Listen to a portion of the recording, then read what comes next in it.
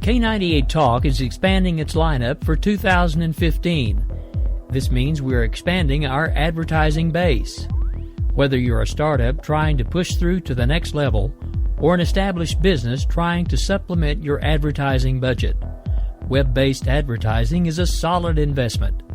Thanks to Talk's newest partnership with TuneIn Radio and instant access to our sister station, K98 FM, we give you worldwide access at a reasonable cost.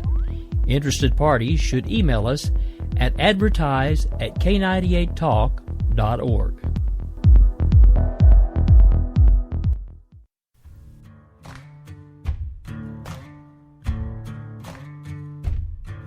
K98talk.com, a leader in internet radio.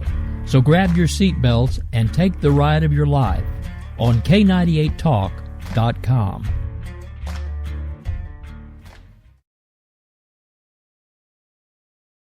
In these uncertain economic times, you've got to do whatever you can to save money. One of our biggest expenses can be our cars, especially when unexpected repair bills hit. Not anymore. If you own a vehicle with less than 130,000 miles, is less than 12 years old, has a warranty about to expire, or even no warranty at all, you could stop paying for car repairs. Roadside assistance, towing, and rental coverage are all included. Don't wait for the next repair. Make one free call right now to see if you qualify. If your vehicle is less than 12 years old, has less than 130,000 miles, even if it's out of warranty, paying for car repairs can become a thing of the past. Call us right now and get your car protected before your next repair bill hits. Get protection and no more repair bills. Call 800-696-1030. Again, 800-696-1030. That's 800-696-1030. 800-696-1030.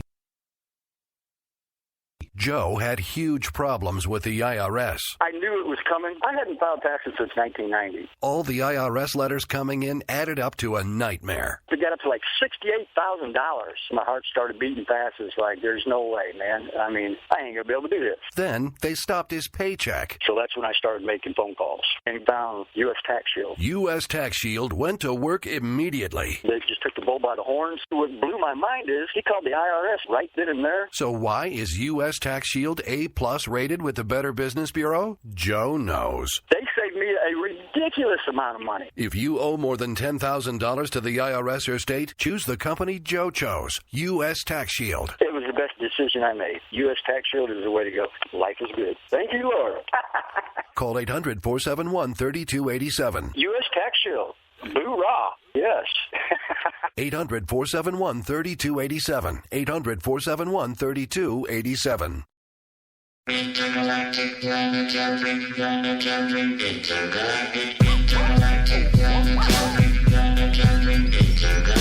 Welcome to the podcast you've always wanted. It's The Right Angle with Bill and Leslie.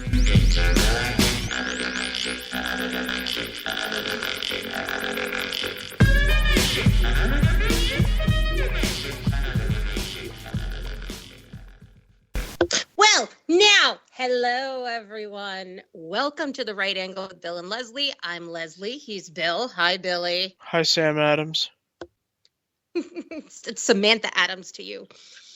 Tonight, we bring you the disaster edition of The Right Angle, and I'm not talking about the EPA mine spill. I'm talking about the social media meltdown following last Thursday's GOP primary debates and my apartment being half flooded on the same day.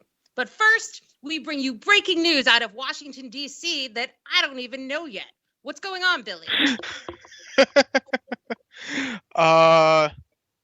Possibly one of the greatest headlines ever to appear on Drudge Report. Ooh. Hillary top secret emails found. FBI raids house, seizes drives. DOJ takes possession. It's hot. The Inspector General has been going through Clinton's emails on the server. I think they've had physical access to the server now. Not 100% sure about that because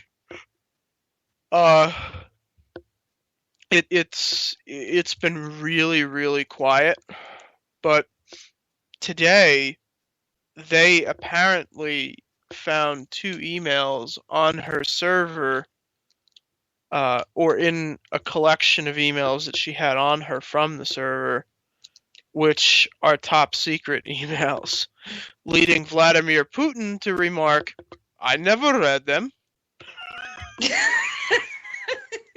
I don't think they exist. I never read them."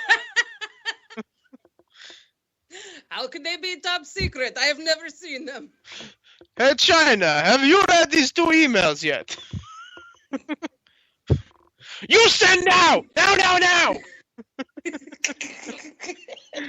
All right. But no, they had these 2 emails, and they were sent. They apparently, there's no information about these at all. Period. There were 2 emails that she sent, that we know that she sent. They were not emails that were received by her. They were sent by her from the private server to someone else or to some other persons. And the Inspector General reported that to the FBI, who then talked the Department of Justice. And today the FBI demanded that they turn over the server. And the FBI, I presumably went to her house. Where it is, they went, and they physically pulled the hard drives out of Wow. the server. They pulled the hard drives out, they put them in static bags, and then the Department of Justice has now taken possession of them. So the server has been at her house this entire time. The server's never left her house. I don't know. I don't know where. I feel like that's one of the biggest mysteries of this story. I'll be really honest with you, this only happened like 45 minutes ago, so I actually haven't time to read the whole story.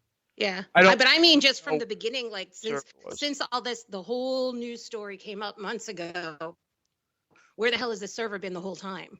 Apparently it's been at her house. Has it? I'm asking, well, if it's there now. Or I should say, if it was there until I'll tell you what, keep drives. talking for another 90 seconds while I read through this, and I'll tell you where it is, because it's probably in the story. Okay. Yeah, that's what I haven't been able to understand about this story. Admittedly, I'm not following it very closely because I'm just sort of waiting for like the big shoe to drop, either for her to be, testifying before my beloved Trey Gowdy in that committee, or just for the arrest warrant is really what I'm waiting for. But I just can't follow where the hell this server has been this entire time, particularly now if they're saying that the FBI just went to her house and seized it. Like, why is it still there? They didn't seize they didn't seize the server. They, although, I mean, if you know anything about computers, I mean, it's the hard drives where everything is stored. They seized the hard drive. Well, more than one hard drive. The AP story reads that they seized 4 hard drives. It looks like what had happened is she was turning over these. She turned over a USB thumb drive with a bunch of emails. Oh, yes. Yep. And the Inspector General was looking through this latest set of emails that she had turned over. Here we go. Her attorney, Kendall, gave DOJ 3 thumb drives containing copies of work-related emails sent to and from her personal server, addresses via her personal server. He gave the thumb drive to the FBI. It looks like what was on the thumb drives, they then basically noticed that there were 2 emails on this latest collection of emails that were top secret.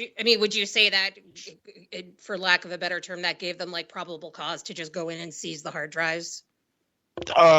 Yeah. Okay.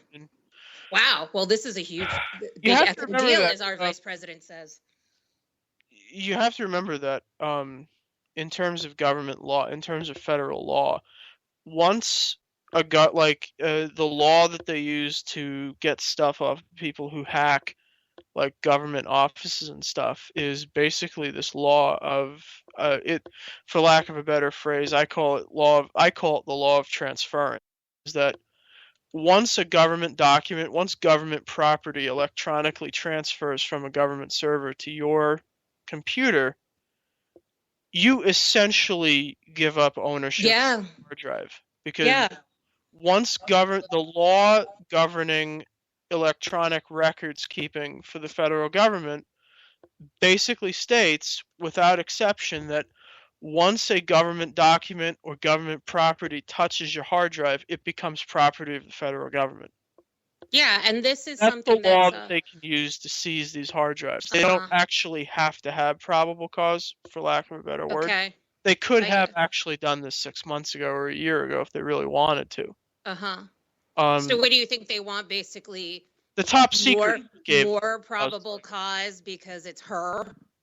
Well, but they want like kind of like an irrefutable sort of justification for it because it's her. Well, I mean, you know, you don't go and hunt for a bear with a bow and arrow or a slingshot unless you're a dentist from Minnesota. Crossbow. Well, actually, no, the bear I think was a bow and arrow. Yeah, you would, I'm saying, you go big game hunting, you want to have something to kill it with. You don't want to throw a rock at it and hope that it stuns it. So with a Clinton, this is 35, 40 years in the making. So you don't really want to be that guy that fucks it up. You don't want to go in there like Elliot Ness and then turn out to be Geraldo looking for Al Capone's treasure. Clinton, a dystopian universe. 40 years, a saga 40 years in the making. No, you know what, I'll tell you what. People should really, really prepare themselves for a Joe Biden presidency. A lot of these talking heads on TV, a lot of these GOP consultants and stuff like that, they should really be ready for a Joe Biden run for president because... run or presidency? I didn't like what you just said. Well, I think they should be ready for the eventuality that he will run for president. Yeah, okay. That'll be fun. I think it's sort of in the stars at this point.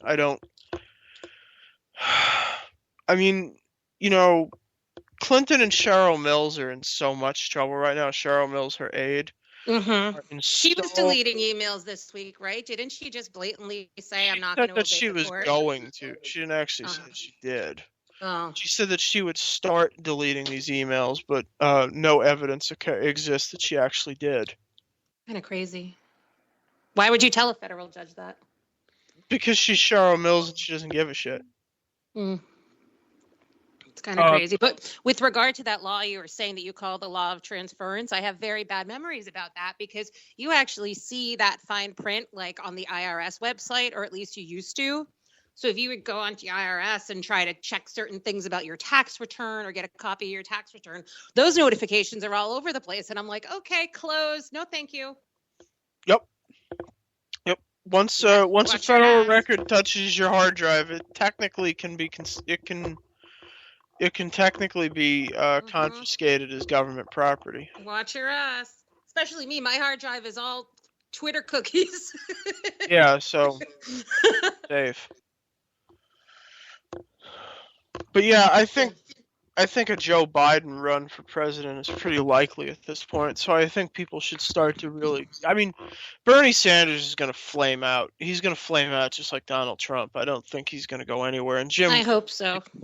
Jim Webb is too absolutely fucking far right of the Democrats right now to even possibly be considered. And Lincoln Chafee's candidacy is, titled A Cold Day in Fucking Hell. Right. So, they're going to Chafee Day in Hell. Yeah, they're going to have to draft Biden. It's just going to be really interesting. But I want to take a moment to pat me and you on the back. And I mean the upper back, so don't get excited. Because in our The Right Angle episodes 14 and 15, we talked quite a bit about Trump and the phenomenon and how he was looking eerily similar to Bernie Sanders. And now it's just in the last couple of days that I've noticed that a lot of our friends and the folks we admire in the news media and the blogosphere are now starting to say the same thing. I saw Kirsten. We're like, yeah, we talked. Powers tweeted that. Kirsten Powers did it. A bunch of folks on National Review were talking about it. I'm just seeing it in a lot of places, and we're like, hi, episode 15, The Right Angle. Hashtag TR Angle. Yeah, a lot of. This is episode 18, by the way, ladies and gentlemen. Is it? I don't know. I don't know what number they are until I go to upload them. Yeah, and that's how I find out what number they are. Yeah. So if you're depending on me, you're kind of fucked. It's just +1. I know, but last week there was a problem. Last week. Oh. Last week somehow was 12 again. I had to fix that. We're going back in time. It's not good. A saga, 40 years in the making. All right, anyway. Do you want to talk about the last Thursday's debates and the friggin' meltdown that ensued? I want to talk about Donald Trump and polls. But yeah, we can talk about... All right. Well, first of all, I think the winner of the debates was me because I didn't watch them. Okay. Why do you hate America? Not all of it. Just certain segments of the population right now, and I'm not talking about race. Yeah, to check it up. Jiggery duck, the cock and up the cock. Who do you? That's so weird. Who do you think won? Who do I think won? Mm-hmm. Ben Carson. If anybody. Ben Carson, because he had the least chance to make himself look like a moron. Okay. I mean, you would talk about like from a purely like talking point kind of thing. Probably Rubio. Honorable mention goes to Chris Christie for like making Rand Paul look like a fucking high school kid with a copy of an Ayn Rand book on him. Oh wow, I haven't heard that analysis. Yeah, I mean the debate between the back and forth between Christie and Rand Paul kind of highlights the difference between bullshit, money talking and bullshit walking, and Rand Paul did a lot of walking. Interesting. Okay. See, I didn't see it. The part that I did see was I recorded them both just in case there was something I wanted to see. Just go watch the Chris Christie part. That's the best part. I'd rather not watch him under any circumstances, really. He doesn't do anything for me. Well, that's how I felt until he schooled Rand Paul. Okay, so this was impactful for you in the debate. That's interesting. It was the most interesting part of the fucking debate. Well, see, what was the most interesting for me was Carly Fiorina in the first part of the debate. Because I'm a big fan of hers. I don't know that she'll win. I don't know that I'll vote for her I doubt that she'll win. I don't know that I'll vote for her in the primary, but I'm a huge fan of hers. I think she's absolutely kicking ass. She's a woman. What? I'm just asking. Why are you a fan of hers? I've been a fan of hers, honestly, since we used to have to study her in college and in business school. And I just think she's answering all the questions, including the gotcha questions, unbelievably sharply and directly. And she's beating the shit out of the media. And it was basically, most polls say that she just kicked everybody's ass in that first debate. Yeah, but I mean, in their defense, I mean, in that happy hour debate, which, let's face it, that was the loser's circle there. That debate was like Jindal and Perry, and I like Jindal and Perry. Yeah, but see, you can like these people and realize that they're shit ass politicians and terrible public speakers. I mean, did you actually watch that debate? Well, this is what I'm saying. I Jindal recorded the debate kind of talked like really... this the whole time, even though there wasn't an audience for him to talk to. Who, Jindal? Yeah, Jindal. You know why? Because he usually talks super fast, so he was like deliberately trying to talk slowly. And that's not a defense, that's just a fact. But anyway, so what I did, because I was so excited about Carly Fiorina, I just fast forwarded through everything and just stopped for when she was answering the questions. So that's all that I watched. I find Carly Fiorina the same thing as Ben Carson. Like, it's a semi-regular person who's no fucking idea how politics work. So they just open their mouth and say whatever they think people want to hear that's interesting, kind of folksy sounding. I don't know. I don't find her to be that way. But again, I'm not thrilled about the idea of someone who's never governed before, or at least hasn't been in serious politics before, to be the president of the United States. I'm not really a fan of that idea. I'm just saying I really like her. I think there's a place for her in this, a public place for her in this campaign. I guess. I mean, but then you can make the same argument for Donald Trump because he's entertaining. You know? Yeah, but he's an asshole. So what? He's entertaining. He doesn't say anything. He doesn't say anything to advance the conservative cause, except for the bullshit immigration topping point, which he kind of doesn't even believe. What the fuck do any of these people add to the debate, though? I mean, what the fuck do you think Huckabee added to the debate besides some like crazy Protestant ranting about God and tents and fucking abortion? Well, I didn't listen. Okay, so problem. The polls are stupid. I just want to say that. I can't say that enough. I don't give a shit what people on Twitter like Numbers Muncher or guys like Frank Luntz say. Polls are fucking stupid. They're a waste of time. A year and a half out, polls are even more worthless. Okay? With that being said, Donald Trump is citing right after the debate, after he got his fucking ass whooped during the debate, he cited these 3 polls that said that he is such a great candidate and blah, blah, blah, blah, blah, and people just love him, and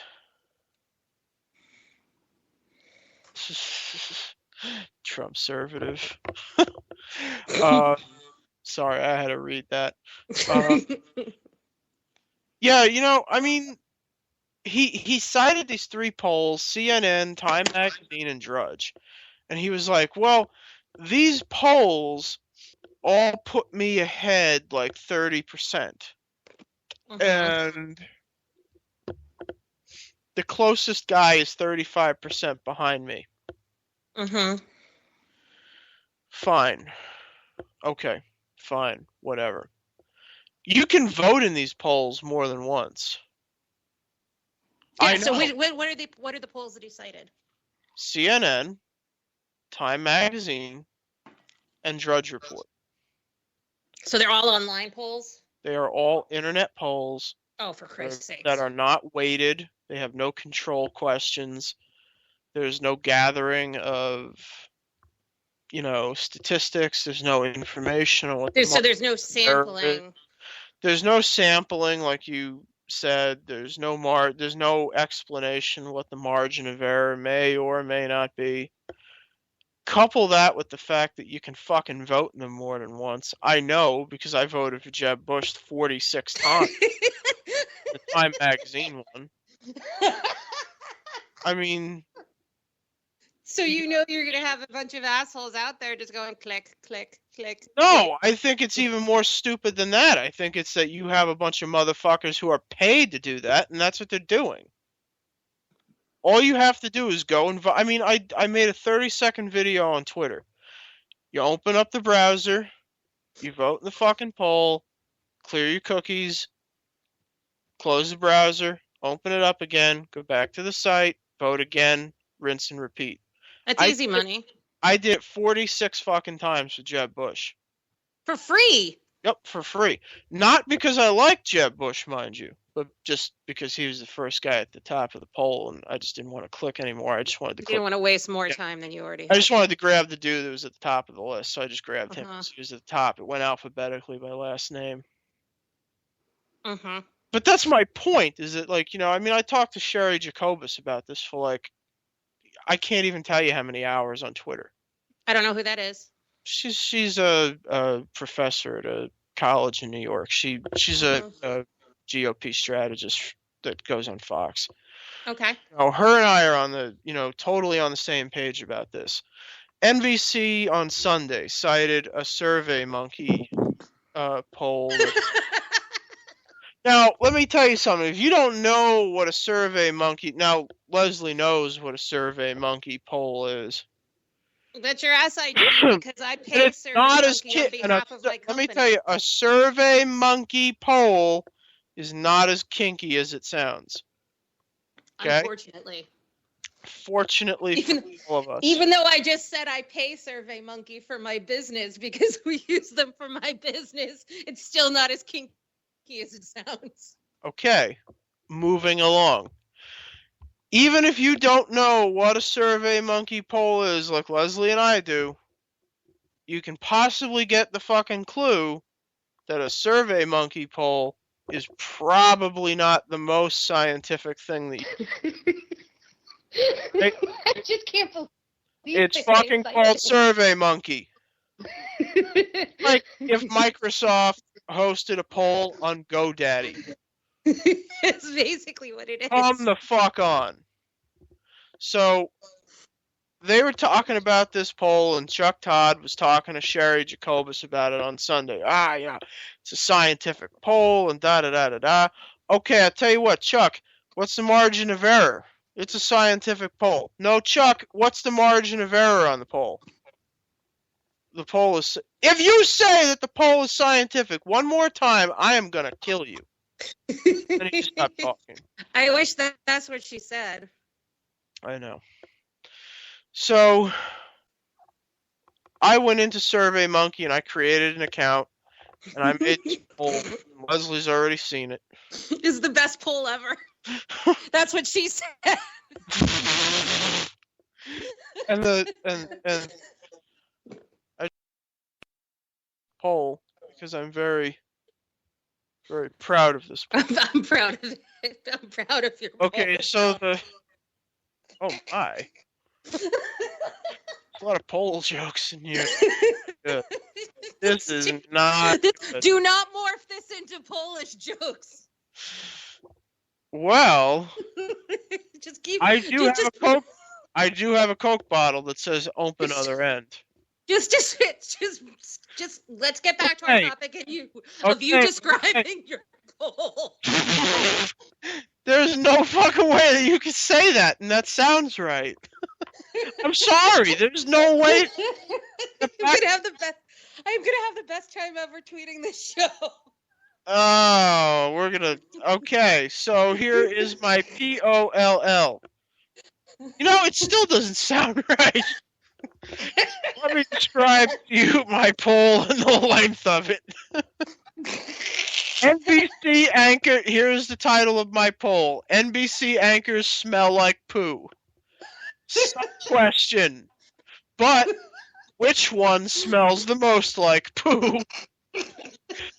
Question 1. Which news... I can't even read the fucking question. Okay. I'll see if I can search for it on Twitter. No, I got it. Question 1.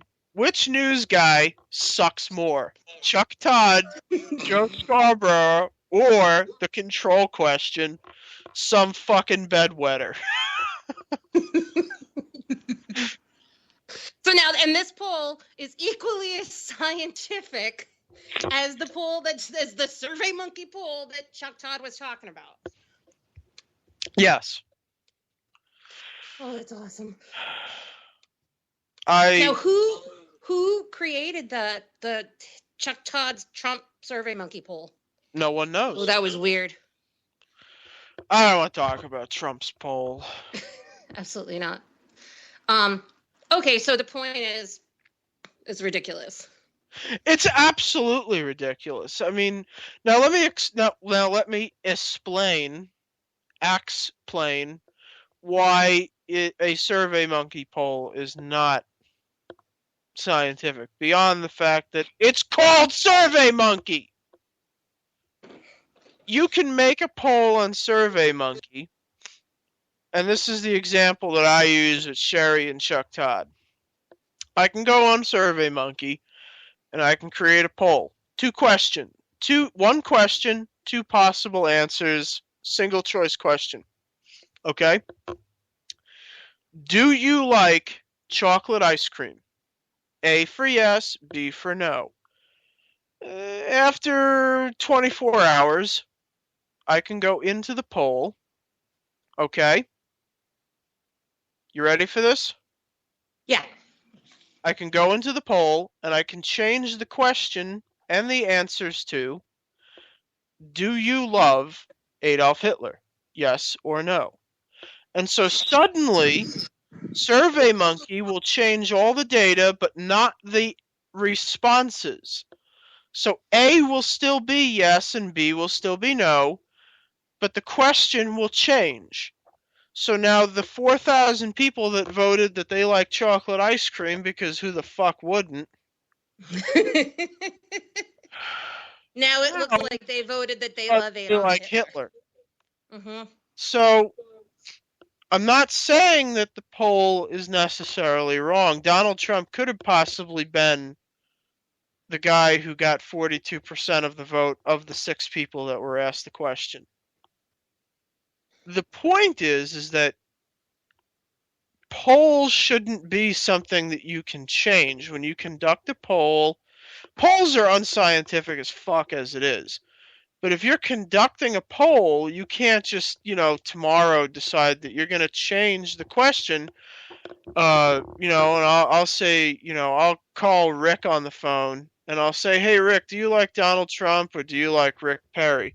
And he'll say, well, I like Rick Perry. And then tomorrow I'll call you and say, hey, Leslie, do you like Rick Perry or Donald Trump? Now, suddenly the answers have changed. You see? Mm-hmm. Can't do that. Doesn't work that way. Yeah, and then there's a lot Static more to questions and static answers. Now, go on. Well, no, and there's a lot more to polls being, scientific and or reliable than even that. It's a matter of how many people are sampled, which a SurveyMonkey poll isn't even sampling people because it's an opt-in. You're not giving the poll to someone, you're just kind of putting it out there and people are opting in. And you don't have and that's like those other online polls too, I would imagine. They're not like they're getting emailed to a statistically significant or a representative sample of people. Like, who are these people? Are they just people that watch the debate? Are they likely voters? Are they registered voters? What is their age distribution? Are they, there's a ton of variables about the respondents themselves that can make a poll not friggin' mean anything. Most importantly, in a situation like this, we've seen the veracity of Trump's followers to engage online in support of him and denigration of anybody that he says to denigrate, and that alone would make something like this very unreliable to me. I like how Trump surrogates are going around and saying that I'm sure you've seen by now the meme of Megyn Kelly dressed up in lingerie posing, right? The meme or her photo shoot from 2010? Well, the meme, but it is referencing the photo shoot. Yeah. I'm sure you've seen the meme now. Does it say something specific? Yes. It's no, I don't. Basically, I don't know what it says exactly, but specifically, it's like, well, this woman's a whore, so what do you care about what she says about war on women? Because she's a whore. That's great. That's classy. I know. Isn't that really great coming from a guy whose daughter dresses the exact same way for photo shoots, who once said that he would fuck his own daughter? Dude, his daughter looks like Megyn Kelly. That's even more creepy. I know. Isn't that a little weird coming from a guy who said that he would fuck his daughter if she wasn't his daughter?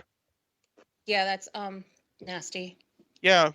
Okay, on this moment, let me take a moment to try to swallow my bile at that thought, and we will take a quick break. And when we come back, we will wrap up Trump, and we're going to talk about our funniest stories about the minimum wage. Fight for 15 hashtag. Be back in a minute.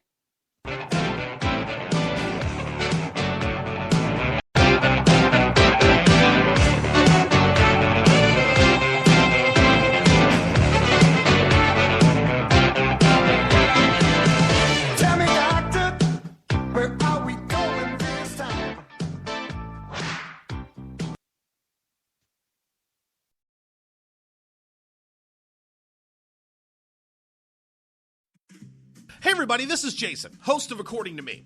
I'd like to invite you to check out my show. It's a 2-hour show that lasts 60 minutes in... listen, I hate to interrupt, but one thing I can do is read off a script. Just say, let me be clear a lot. It works. President Obama, I can handle this. It's a radio promo. I'm not green. I've done this before. Did someone say green? Now, Al Gore is here. Listen, I'm just trying to record a radio promo. Do you mind? Now, do you say good things about me on the show? No, not at all. But if it makes you feel any better, I rip on Republicans just as much. The AM radio frequencies give off very high levels of radiation. Look, my show is on the internet, which you invented. Can I just do my promo? I got a pen. I can veto that, you know. I know you got a pen. It's not a law. It's a radio promo. Listen, just listen to my show. Barack Obama and Al Gore hate it, so you're going to love it. Here's an executive order. Don't listen to his show. He doesn't like me. He's racist. And he doesn't recycle either. That's it. I'm done. It's According to Me, Wednesdays, 10 p.m. Eastern, right here on K98 Talk. If you like your health care plan, you'll be able to keep your health care plan. This is the most transparent administration in history. Not even a smidgen of corruption. Fact is, we had 4 dead Americans. What difference at this point does it make? If you got a business, you didn't build that. The feeling most people get when they hear a Barack Obama speech, I felt this thrill going up my leg. I don't have that too often. Steady. It's time to hear the truth about America's biggest challenges. Ricky Robinson, host of America Off the Rails, will tackle the important issues facing America today as he tries to keep America from coming off the track. Get ready to hear the truth every Monday through Friday starting at 7 p.m. Eastern, 6 Central, and on Saturdays at 12 p.m. Eastern and 11 Central here on K98Talk.com and the Spark Radio Network.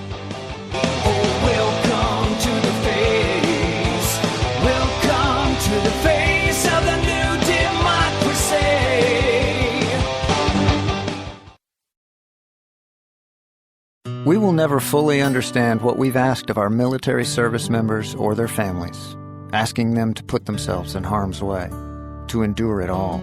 But we do understand that it's our turn, our duty, to keep them secure for the rest of their lives. Wounded Warrior Project long-term support programs help our most severely ill or injured veterans live independently, at no cost, for life, so that they might stand at ease. Join us at findwwp.org.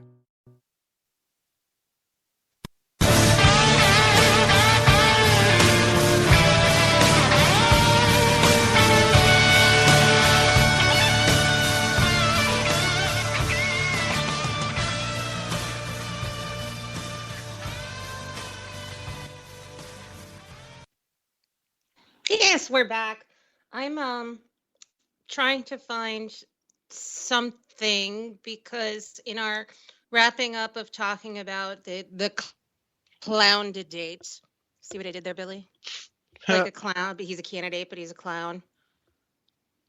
See what I did there? I'm trying to find a term, a new term that some are theorizing that Trump's followers are, because we're all still trying out just kind of the vitriol and the air, like, okay, he tapped into an anger, okay, but like we're kind of experiencing in social media and even sometimes I got anger feet right here, Don. Yeah, like there's it's over your stupid Skeletor-looking fucking face. Wow. Okay. Well, see, now Bill's always like this, but I'm experiencing. I've got people on Twitter because I'm just kind of throwing questions out there sometimes, like what's he really going to do about this? What is actually his policy prescription about this or that or whatever? I got people calling me a bitch. I've got gentlemen who appear to be conservatives who don't appear to be, sock puppets. It's what Rick is saying. Ricky would never say that to my face. I didn't say that it's your face. He's gonna disconnect your ass. He can. I'm hosting the show. Oh. But I mean, there's people calling me this that seem to be a little bit established on Twitter. What was that? I don't know. Just ignore it. That's what I usually do. Just for the record, I wouldn't say that behind your back either. Thank you, darling. I know you wouldn't. Don't listen to Bill. Nobody usually does. Why should he start now? Exactly. So it is a level of vitriol I haven't seen. It's a level of denial, like, again, among like people that I know personally in real life that have been conservatives and you know, now they're like all about Trump, and I'm like, yeah, but he's not conservative. Yeah, but did you hear the podcast? Yeah, but did you see like this information that I post that show like he will never lead as govern as a conservative or Republican? I'm not even trying to talk about the fact that he's a clown. And these people are like, Clown Stick. What? That's his nickname. You never heard that? He got really pissed Oh, I've off. heard that from you. Yes. Off. Yeah. No, it's not from me. He got really pissed off because somebody online or at a debate or an event or something, they yelled out the phrase "fuckface von Clownstick," and that's what they were calling him. And he tweeted about it. He was like, he goes, "I don't want to hear people calling me that again." I thought you made that up. No. He's really like that name really bothers him for some reason. Like he tweeted about it. It bothered him so much. Maybe because of the Vaughn. I don't know. Anyway, so what have you seen, Bill? All I've seen is a man that's completely out of his fucking mind. I mean, everything that Donald Trump says, in my opinion, just continues to raise the question, what the fuck is wrong with this guy? Like, really? And I'm not even joking. This is not even I'm not kidding. What the fuck is wrong with this guy? Did you see yesterday? He said that 6 months ago, he said he was against the war in Iraq. Right? Uh-huh. Yesterday, he said, oh no, what I would have done is I would have gone into Iraq and Kuwait and Iran and whatever, and I suppose presumably Syria, and I would have taken their oil for the United States to stabilize the prices of oil in the U.S. and the world. Yeah, just take it. How are you going to take it, genius? Were they just going to give it to you? Yeah. What, it's like that's like in the Three Amigos, right? That's like in the Three Amigos on WAPO. You want money, you just take money. You want a woman, you take the woman. Oh my God, I cannot find this. What they okay? Call so let's talk about the one from today while you're looking for that. Planned Parenthood. Donald Trump decided. Yes, thank you. Because when you think about dead children and body parts being scooped up and vacuumed out for sale on the black market, you automatically ask yourself, what does fuckface von Clownstick think about this? Well, the answer is more fuckface than Clownstick, really. It is as follows. He would defund the abortion aspects of Planned Parenthood, but he would fund them to do other women's health practices, which raises the question, what the fuck is wrong with this guy? Does he think that if he gives them $10 million, they're not going to use it for abortion? Because Planned Parenthood doesn't have any actual women's health stuff. But I think it's even more nuanced than that. From what I saw, it's that he thinks that his understanding, which I think is actually true, only technically, that the federal funding doesn't go to abortion services. It goes to Planned Parenthood only technically, because we know there's bullshit for the other services. But his response, oh my God, was like, well, I'm going to have to look into, this is what pissed me off. It wasn't even he's saying he's going to fund them or defund them. Well, I'm going to have to look into what they do. If I think they do some good things, he's talking like like an 80-year-old dude. I think they do some good things for women, so I would have to look into that. And if they do good things, then, some funding could go to that. But no, not the bad things, like not the abortion. Like, oh my God, you're running for president. Did you not even investigate this? I have to say that if this were any other possible issue, I might not have even batted an eye at that response, because that's a pretty political kind of response. Well, I don't know what they do, but I'd have to look into it, and and maybe there's some stuff that we can salvage, and I don't know. I really have to look into it first. I would accept that response from EPA, Postal Service, whatever. Mm-hmm. Planned Parenthood, they do one thing. They get money for other stuff, but they don't do that other stuff. Well, they do a tiny bit of it, but they certainly don't need the money for it. Well, that's true. That certainly is very true. So yeah, I found his answer to be, I don't know, cagey. I was pretty outraged by it, because it's like, not only are you saying that you're going to let Planned Parenthood continue on the bullshit loophole that they're already in, but that you're not even informed yet. This is supposedly one of the biggest deals and the highest priority of supposedly your constituency. And like, that's your friggin' answer. Like you said, if it was talking about the post office or something, then that would be something else. Anyway, do you want to do I our heard break they and teach women how to make a mean sand. say what? Nothing. Captain Yona. That's pretty funny. All right, let's do our other break, because I really want to tell our funny minimum wage stories. I have lots of them.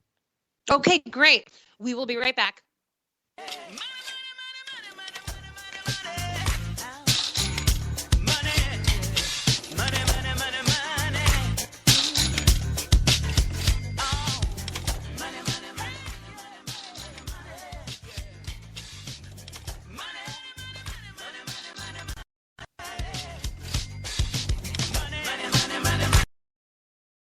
We will never fully understand what we've asked of our military service members or their families, asking them to put themselves in harm's way, to endure it all. But we do understand that it's our turn, our duty, to keep them secure for the rest of their lives. Wounded Warrior Project long-term support programs help our most severely ill or injured veterans live independently, at no cost, for life, so that they might stand at ease. Join us at findwwp.org.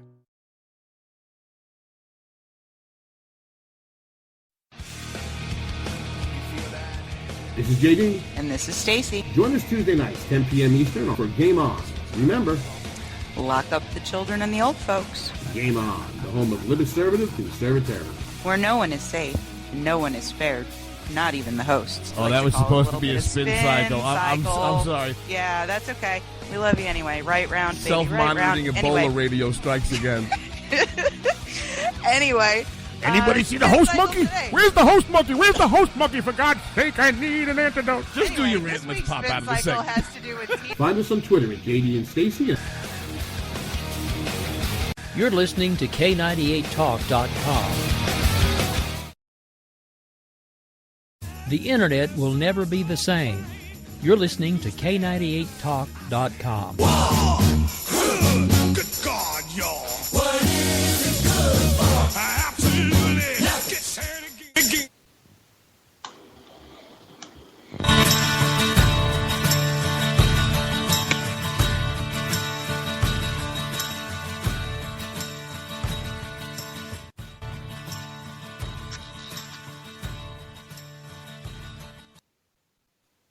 Hey, we're back, and Billy and I love talking about minimum wage nonsense because it's one of the most, raising the minimum wage arbitrarily is, in our opinion, one of the more disprovable theories in economics. And some chickens are coming home to roost, if you will, with that very quickly. Wendy's executives last week hosted their second quarter earnings call, making the point that they're going to be looking toward further automation. We continue to look at initiatives and how we work to offset any impacts of future wage inflation through technology initiatives, whether that's customer self-order kiosks, whether that's automating more in the back of the house in the restaurant. And you'll see a lot more coming on that front later this year from us.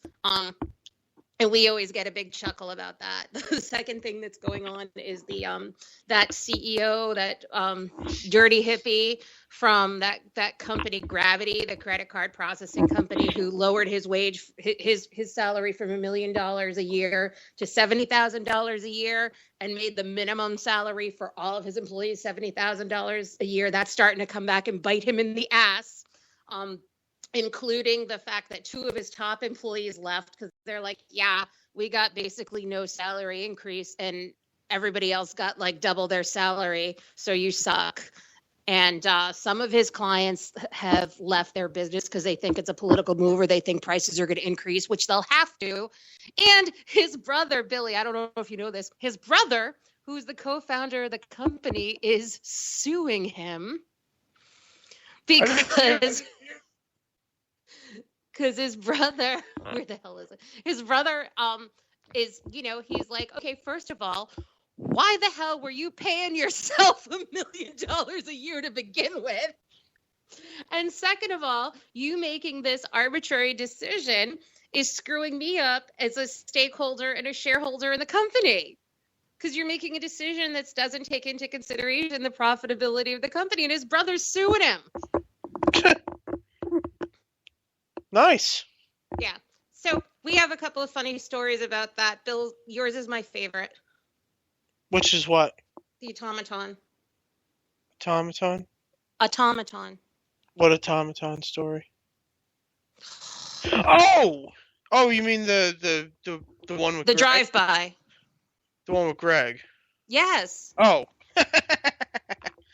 I guess what was that, like maybe a year and a half ago, a friend of mine and I were driving around in Secaucus, New Jersey, and there was a minimum wage hike protest outside of this Walmart and Costco or whatever, and my friend drove by this protest, and he kind of slowed down to a crawl as he came up to it because they had honk whatever signs and so he rolled down the window and he yelled out, "You guys are all going to be replaced by automatons!" And then he just kept going. And they just stood there really confused looking. And I'm like, I don't think they know what automatons are. And so we went around the corner and he drove back again. And he opened the window and he goes, "Automatons are robots, you idiot! Treat as above!"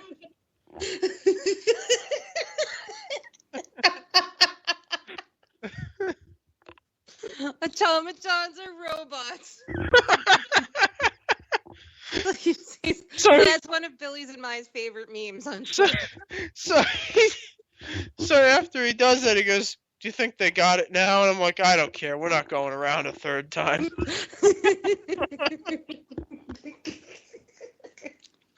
I love that. So in that very same conversation when you told me that story, I brainstormed the reality show, right? Funny, we're talking about the Clownidate, who's a reality show guy. Fuckface fun clown stick. Yeah, I posited a reality show, which I think it would be huge, where you have like a retail establishment, like a supermarket or retail store or fast food or something, and you raise. You have a meeting with all the employees and say, hey, you're going to be on TV. We're going to raise the wage to $15 an hour, but we can't afford for all of you to work here at $15 an hour because here's the money, here's the income statement and the balance sheet. This doesn't work. So we're going to have to fire half of you. You all decide. You all have 10 days to decide who stays and who goes. Which 10 will go? Mm-hmm. And what I think would be an interesting lesson is that whereas, obviously the push to raise minimum wage among effectively unskilled workers, they have no concept of what a meritocracy is. They have no concept of earning your way to more money. But I dare say you bet your ass if you're either going to have your wage raised or you're going to be fired. I bet a lot of people in that employment would be figuring out how to earn some fucking merit and how to earn that extra money. I don't think so. I think they'll just take up jobs working for Donald Trump. Really, what do you think would happen? I think they would be like, well, I did more. She didn't serve the customers right. No. Oh, he's too young. He's too old. I think there wouldn't be so much, I just deserve this just because we all deserve it. I think you're right. I think they would just all start to eat each other. Speaking of which, God forgive me. Speaking of which, hey, it's Summer of Black.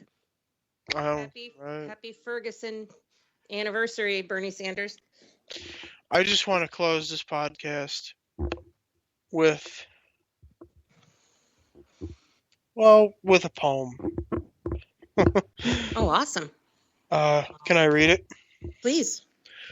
An ode to Mike Brown. There once was a thug named Brown who bum rushed a cop with a frown. 6 bullets later, he met his creator. Then his homies burnt down the fucking town. That's nice. Did you make that up? No. I read it on Twitter. God. It was really funny. Okay. No? I don't know. Well, I don't find, sadness in people dying like that unless it's Islamic militants. I'm sorry, I don't find humor in people dying like that unless it's Islamic militants. But it's Summer of Black. Okay, everybody else probably thought it was funny then. I'm sure. Well, that's fine. Speaking of funny, also the anniversary of the death of Robin Williams. I can't believe it.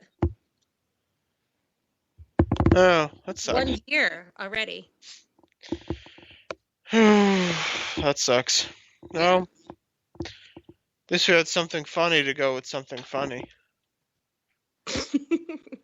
It's Brown, okay. Flush it down. Oh, stop. Okay. let's. On that note, we're shutting you off. Cut his mic. Where can everybody find you, Billy? If you should probably just not tell them. I'm on Twitter, but don't find me. Don't find him. I'm on Twitter at LA Dowd and recorded on Snark Factor with Fingers Malloy and on Midnight Movie Cowboys podcast. And I think we're out. Thank you very much to our producer and the head honcho at K98 Talk, Ricky Robinson. And we will see you next week.